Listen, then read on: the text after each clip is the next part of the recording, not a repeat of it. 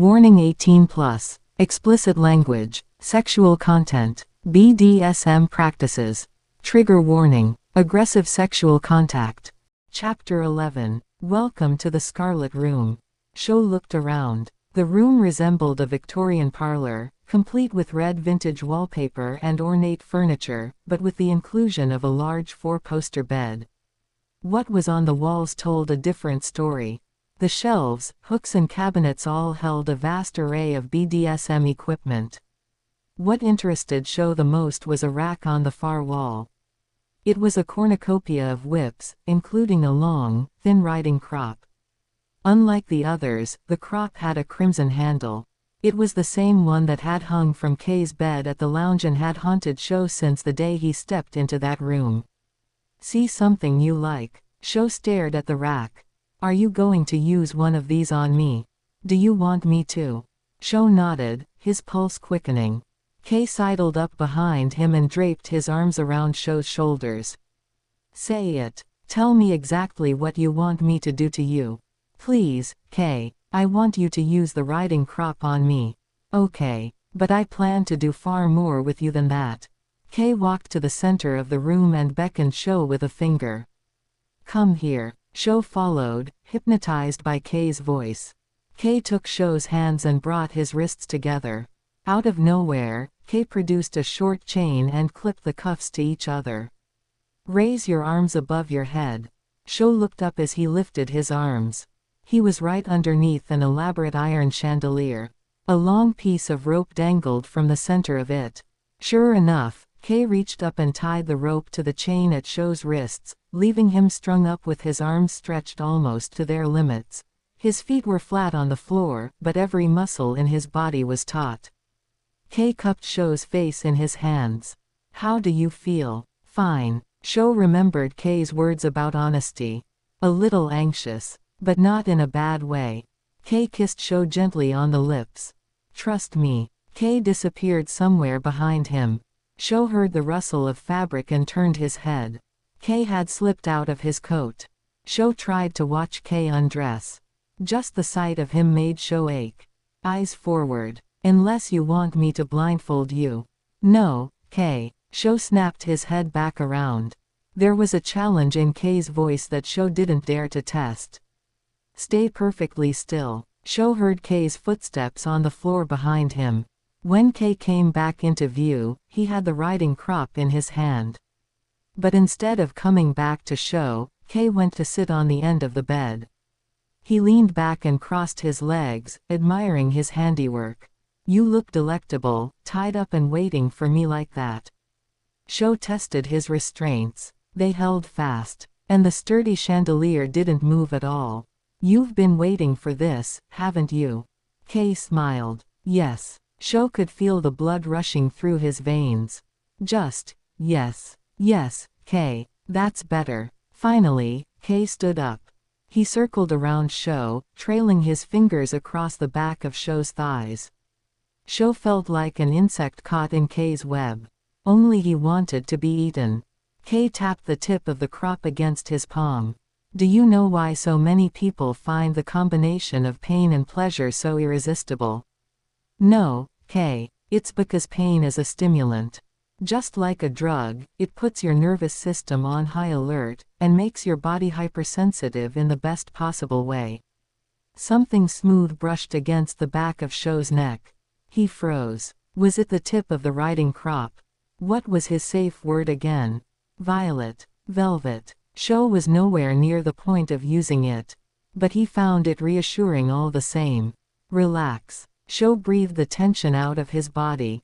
Slowly, Kay snaked the riding crop across Sho's back, lower and lower, all the way down to where Sho's thighs met. Sho inhaled sharply as heat spread through his body. The mixture of anticipation and arousal was a heady cocktail. Kay pulled the riding crop away. Sho squeezed his eyes shut, listening for what was to come. He felt like he was at the top of a roller coaster, waiting for the inevitable drop. But instead of a forceful strike, Sho felt a firm tap on his ass. The impact made him jump up onto his toes. But it didn't hurt. Kay continued, tapping out a series of short, sharp swats with the tip of the riding crop that left a pleasant tingling behind. Murmurs fell from Sho's lips. Slowly, Kei increased the intensity. Slowly, Sho's cheeks began to burn. But it only added to the heat between his legs. Kei pressed his body up against Sho's and ran his hands over Sho's stinging cheeks. That feeling, that rush, it's your body reacting to the perceived danger. Every stroke brings you closer and closer to an elevated state of awareness. He leaned in and whispered into Sho's ear. And tonight, I'm going to take you all the way there. Sho heard the whoosh of the riding crop through the air, then felt the sting of the whip on his ass cheek. He hissed. That was more than a firm tap. Sho reflexively tried to bring his hands down to protect himself, but they were bound above his head. Kei snapped the crop against Sho's other cheek. His skin stung. But it wasn't a bad kind of pain. It was the kind that caused his nipples to peak and set his body alight. Your skin looks so lovely striped in pink. Kei trailed the supple tip of the riding crop over Sho's ass. How are you doing, Shoyo? I'm good, I'm better than good. Kei continued, alternating between gentle brushes of the riding crop and short, sharp stings, gently caressing Sho's body in between. When every inch of his cheeks had been marked by the whip, Kei moved on to the back of Sho's thighs. More than once, the crop hit dangerously close to his most sensitive parts. It was all so delicious. The piercing kiss of the crop. The thrill of not knowing when the whip would fall. The adrenaline coursing through his body. The experience threatened to overwhelm him. Do you want more? Sho's whole body was alive with energy. Yes, Kei. Ask nicely. Please, Kei. Can I have more? Yes, my pet. Kei tipped Sho's chin up with his fingers and kissed him softly. Don't fight it. Embrace it. Sho did as Kei instructed. He closed his eyes and let everything else fade away. And slowly, he slipped into a state of bliss. He lost track of time. He lost track of everything around him. All that Sho was aware of was his own body, and Kei's presence, and the pure concentrated pleasure that Kei was giving him. The whip disappeared and was replaced by the press of Kei's hands. They felt cool against his burning skin. Do you feel that? The pain has heightened your senses. Kei slid a hand up underneath Sho's bra and caressed his breasts. Every nerve in your body is awake. Every sensation is amplified. He pinched Sho's nipple firmly. The throbbing deep within Sho intensified. Kei's hands roamed his body, teasing, brushing, tickling. Kei slid the riding crop between Sho's legs and flicked. Sho gasped. It was like a bolt of lightning shooting straight into his core. I'm impressed, I thought you'd be begging by now. Sho's only response was a whimper. Do you want me to give you your release? Kei grazed Sho's inner thighs with his fingertips. Sho nodded. Kei slipped his fingers into Sho's panties and around his shaft. He stroked the length of his swollen cock, eliciting endless moans from deep within Sho's chest. After going for so long without an orgasm, it didn't take long until Sho was close to the edge. Go on, come for me. Sho convulsed against Kei's body, his lips a wide O. He collapsed in Kei's arms, overcome by the feeling that he had floated out of his body. Somehow, Sho found himself on the bed, his wrists unbound, Kei's arms slung across his small frame. His body still tingled like his nerves were alight. Welcome back. That was incredible. Was this what Kei meant when he said he was going to make Sho come apart? Because he had succeeded. That, Shoyo, was subspace. Kei rolled over to face Sho. It's a natural high, a rush of adrenaline and endorphins triggered by all the sensations that your body was experiencing. At least, that's the physical side. There's far more to subspace than that. Or so I'm told. Sho knew exactly what Kei was talking about. At that moment when the rest of the world had fallen away was like nothing he'd ever experienced. And the connection he'd felt toward Kei had been sublime. How are you feeling now? I'm good. I'm amazing. Sho reached out toward Kei. He was craving the other man's touch. Kei placed his hand on Sho's side. Here. Lay on your stomach. Sho rolled over. Kei moved in closer, his body pressed against Sho's side, and ran his hand down to Sho's cheeks. They were covered in angry, red welts. Kei traced gentle lines over them with his fingertips while planting soft kisses on the back of Sho's shoulder. Sho purred. He liked that tender, sweet side of Kei. He wondered how often Kei let anyone see it. He closed his eyes. This was by far the best part of his night. Sho and Kei sat in silence as Elena drove them back to Sho's apartment. Slowly, Sho's high started to fade and exhaustion set in. Are you all right? Yeah, I'm just really tired all of a sudden. Kei examined Sho with a frown.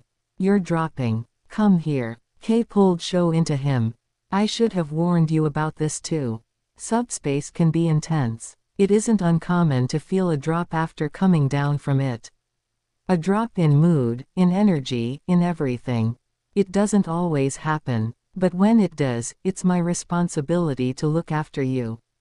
If you start to feel your mood turn, you need to tell me immediately, okay? Sho nodded. The car pulled to a stop outside Sho's apartment. Kei got out of the car and opened Sho's door. As Sho stepped out onto the sidewalk, Kei leaned over to say something to Elena through the window. Elena nodded and turned off the car. Come on, let's go. Kei gestured toward the door to Sho's building. As soon as they entered his apartment, Sho was seized by a gnawing in his chest. Suddenly, the prospect of being left alone filled him with dread. In minutes he had gone from feeling blissful and content to feeling raw and vulnerable. Upon seeing Sho's face, Kei's expression softened. It's hitting you right now, isn't it? Sho nodded. He felt like his insides were spilling out. You're okay. Kei gathered Sho in his arms and planted a kiss on the top of his head. You'll feel better once you're in bed. Kei tugged off Sho's coat. Sho collapsed onto the bed and curled up in a ball. Was Kei going to leave him now? And why did that suddenly bother him so much? Kei sat down on the edge of the bed and started typing into his phone. I'm sending Elena home. Sho watched in surprise as Kei kicked off his shoes and shrugged out of his coat. For the second time that night, Kei hopped in the bed beside Sho. You didn't think I was going to leave you like this, did you? Sho opened his mouth to reply, but there was a lump in his throat that he couldn't get words past. Oh, Shoyo, I'm not going anywhere. Kei wrapped his arms around Sho's small frame. All of these feelings. It's just subdrop. Okay. Sho nodded. Don't just nod. Tell me that you understand. Yes, Kei, I understand. Still, Sho hated himself for turning into such a miserable, needy mess. I'm sorry, don't apologize. You have nothing to be sorry for. It's completely normal to feel like this. You made yourself deeply vulnerable to someone else. And now that it's all over and things are returning to normal, it's not unusual to feel a sense of emptiness. Kei kissed Sho gently on the lips. Don't be so hard on yourself. You don't have to be strong all the time. Yes, I do, I've always had to be strong. I don't know how not to be. It's simple. All you have to do is close your eyes and let me take some of the weight off your shoulders. Kei pulled Sho in closer. In fact, I'm ordering you to do that right now. Sho was too tired to do anything but obey. He shut his eyes and put his head on Kei's chest, losing himself in the other man's warmth and softness. His eyelids began to feel heavy. Thank you for staying with me. You don't need to thank me. I would do anything to keep you from hurting. Chapter 12. Sho woke up the next morning wrapped in a cocoon of sheets, the aroma of coffee and cinnamon hanging in the air. Despite his aching muscles, he felt invigorated. He reached his arm out next to him. The other side of the bed was empty. Suppressing his disappointment, Sho rolled over and picked his phone up from the nightstand. There was a message from Kei. Had to go. Important meeting. Call me as soon as you wake up. Kei. There was a second message sent 10 minutes later. Breakfast is on the counter. Eat something. Sho sat up groggily and looked across the room to the countertop that functioned as his kitchen. There was a large to-go cup of coffee and a paper bag bearing the logo of the bakery down the road. Kay brought him breakfast. Sho backtracked. Kay had been here, in Sho's dingy little apartment.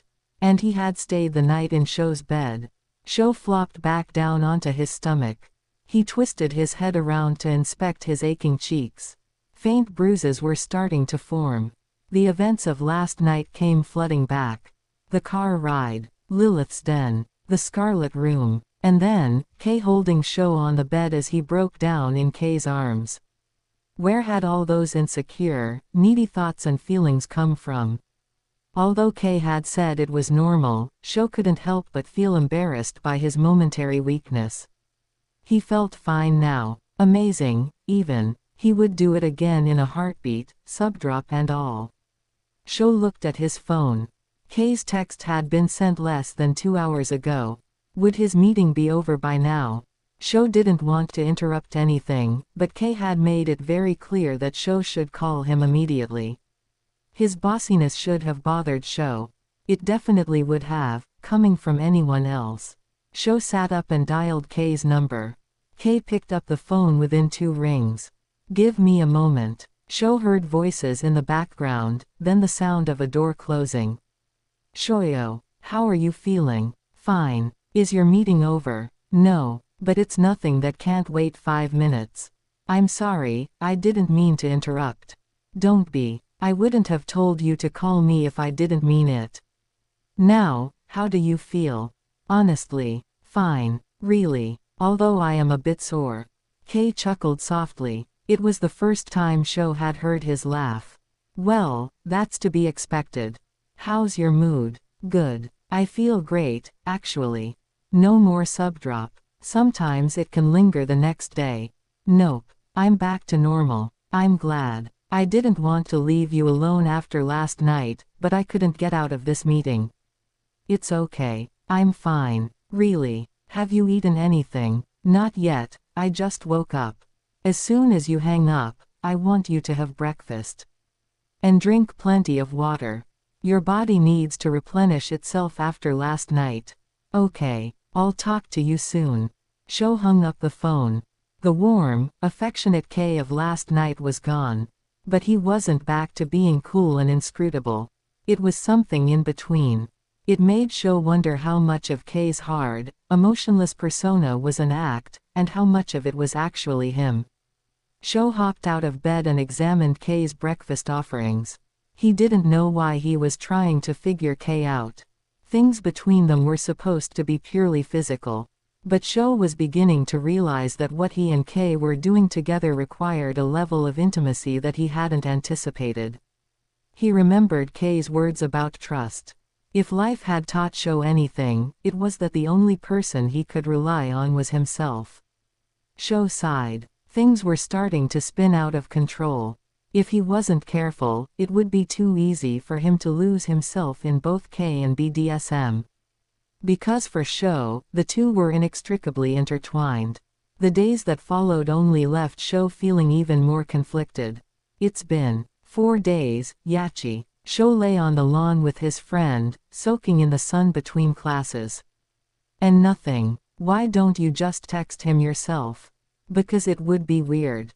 He's the one who always contacts me. Sho knew how flimsy an excuse it was. So you're supposed to sit around and wait for him to booty call you? Yachi peered at Sho from over her sunglasses. That's pretty cold. It's not like that. He's not like that. Then what is it? Are you sure you're not just afraid of putting yourself out there? Well, maybe a little. It's complicated. Only because you're making it complicated. Just call him. Sho sighed. Besides, he could just be busy. Didn't you say he has a demanding job? Yeah, maybe you're right. In the past, Kay had gone for long periods without contacting Sho because of his busy schedule. But after the intimacy of that night at Lilith's, Sho felt like things between them had changed. That they had grown closer. Honestly, I'm a little worried that I scared him away. Everything seemed fine when I talked to him the next day, but now. It was all too familiar. He'd gotten too close to someone. He'd shown them his vulnerable side. And then they'd discarded him like he was nothing.